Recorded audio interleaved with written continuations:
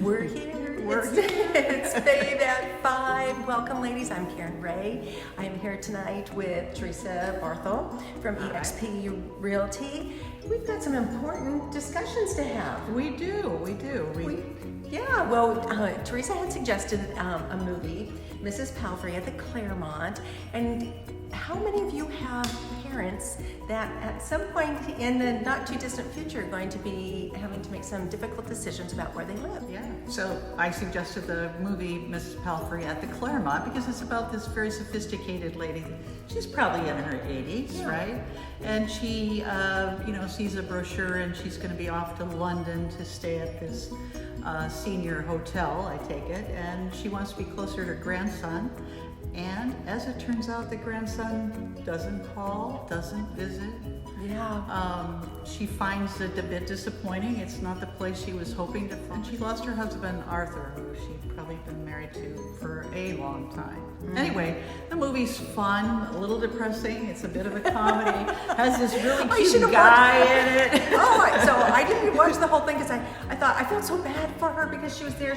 Her grandson didn't show up and didn't call her. I'll have to watch the rest of it, especially if there's a cute guy in it too. Well, it was written in 2005, I believe it was, by Elizabeth Taylor. So it's a cute story. It is. But the point of it is, right, Karen, it could be us or it could be our parents, and you're at that place where you're making a move in your life from your family home. You maybe lost a loved one, and you're creating a new life. And there she was lonely, and this is what we would not want to have happen for us or for our parents. So how do we avoid that? Right. And I have had several women, even in the last month, where they her dad got in an accident, so he had to go and choose a place to live. They had to sell his place, and it was like that in an instant that happened. And another girl, her mom, they had to take care of the mom, and where was she going to go? Yeah. Those are difficult discussions to have. They are difficult, and I was just mentioning to Karen, I recently had a client that had gone through some major crisis in the family, and the daughter came here from another state, and they together invited me over for the conversations. This is where I really like to show up as a real estate agent who's certified in the senior transition arena with the Real Estate Association, or the Realtors, rather. I had no idea there was even a Yeah, there is this. I've spent time on it. I researched it. But anyway, I showed up, and we walked through a lot of different questions than I would ask on a regular listing appointment. What have you loved about this house, and how is it becoming difficult to live here, and where would you like to go, and how, similar to any other listing, but this is, maybe the last move they're going to make, right? We're in our 80s, and this house, they loved it. So, and the daughter's like, oh my gosh, you can't take care of this anymore. You're ill. It's becoming a financial burden. So we walk through all these different things with them, and I'm there as their senior advisor to say, here's some attorneys you can use. Here's some estate sale people. Here's move managers. Here's a senior placement person that will drive you around to some of the senior communities to help you find the right one for your lifestyle. Right. So girls, how many of you, as your parents are getting older too, have a situation where it gets difficult to talk to your parents? Exactly. You almost need like a third person to come in and, like you were saying, show that grace and that patience to those. And I've seen it unveiled so many times where they, the daughter learned things she didn't know. Like, where was the mom thinking of moving, or when was dad actually thinking about retirement? How sick were they? All this stuff I'm asking about, and the daughter's sitting there surprised. Whoa!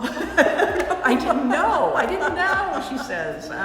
Well, and financially sometimes the kids don't know where they're at either, And in this case, I don't really know, but there were some financial questions that would have been truth-telling right there. So that was important too. Wow.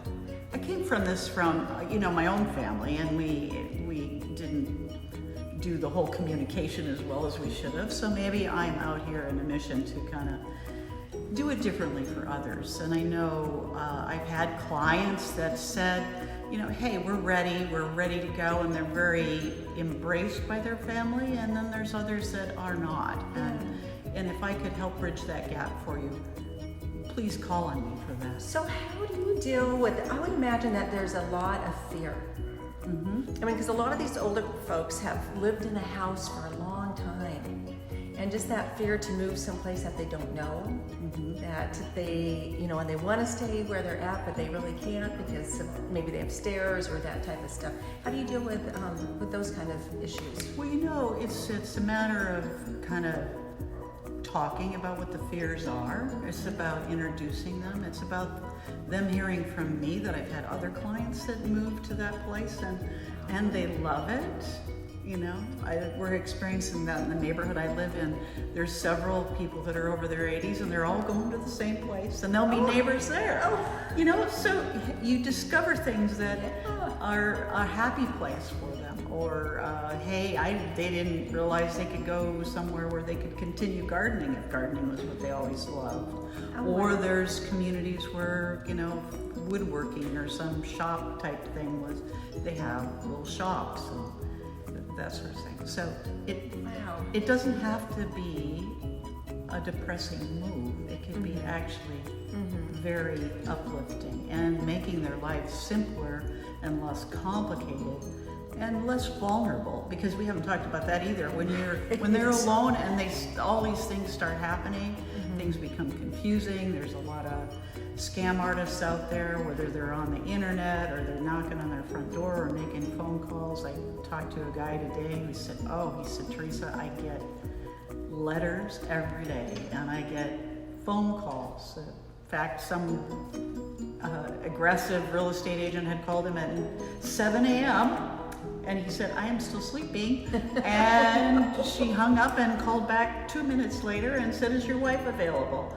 He's like, oh my gosh, they just won't leave him alone. So it becomes difficult for them to manage all of that. So it kind of weighs on them. And if they know they're embraced by professionals and their family, and we're able to communicate about it, both from the kid's perspective and from the parent's perspective, it makes for a happier outcome. Yes, so it will be better than Mrs. Palfrey at the Claremont. Exactly. Luckily, I don't think they have those spaces anymore where everybody has a joint bathroom that they have to share, or telephones out. Well, hopefully we check it out better than that than just having the brochure and looking at the pretty pictures. Yeah, but it really hits a lot of different things in this transition in our own lives, and part of that is dealing with those parents and how to do that gracefully and with patience and respect for our. Well, we talked a little bit about bullying too, because in the Mrs. Palfrey, her daughter shows up and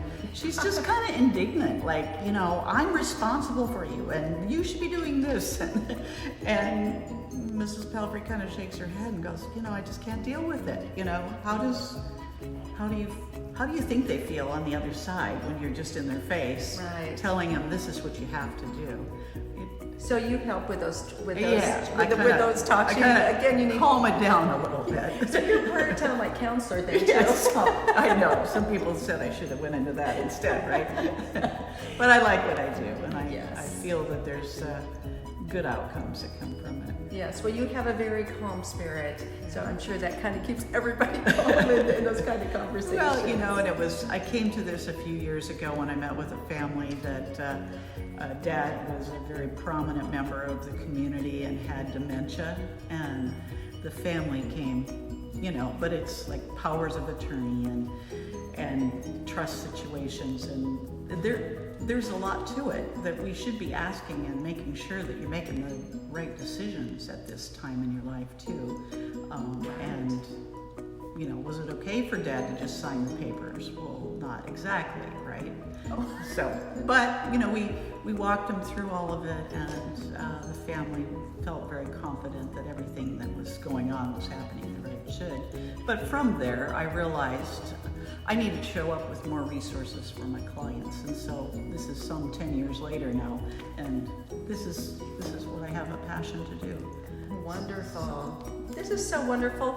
Hey, girls, you can also find Teresa. She is one of our authors, our contributing authors at favelifestyles.com, and you can find the articles. And I just wrote about Mrs. Palfrey at the Claremont. You'll be able to see it. and go watch it. Yes, you know what I absolutely love is from your favorite chair, from my fave chair. Oh, yes. And your lifestyles to live, and just reaching out and seeing what is that lifestyle to live, that you know, asking those questions and those different things. Yeah. So. For my fave chair, I always, you know, sit there with my cup of coffee, and it's just kind of asking questions that we're all thinking about in this stage. And lifestyles to live is an important concept to think, as you are doing in your business as well. It's lifestyles. Let's get all the right pieces in there. Oh yes, absolutely, girls, and let's do it together, so that much more fun. So, exactly. Teresa, thank you for coming and visiting with us at Fave at 5. Well, thank you for having me. Yes. I love it. And if people need to reach out to me, Absolutely. what How do you they think? get hold of you? Oh, well, call me 425-876-9552, or you can text, or you can Google my name, Teresa, without the H, Barthol, and there will be a lot of content there. It's Barthol. Yes, all kinds of wonderful things. Well, girls, thanks for joining us. We'll see you next time. Bye.